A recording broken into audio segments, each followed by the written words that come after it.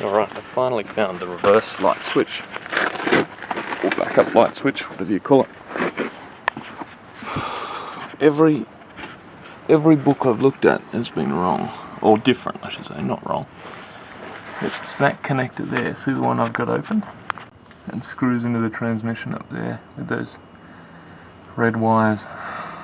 God, none of the books are even close. Alright, let's take it out and see if I can fix it. This is the reverse light switch.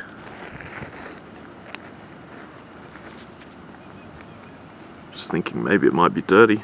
The part of me that doesn't want to buy a new one is thinking it might be.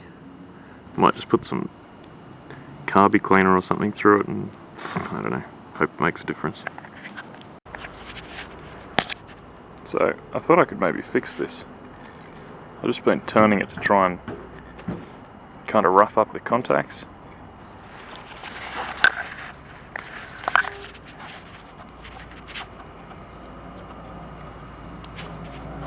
And I filled it with WD-40 and gave it a wash around. Well, the test is ignition on, reverse, we have reverse lights, neutral, no reverse lights. But even for the exercise, we'll just put it halfway in. And we have reverse lights. Awesome.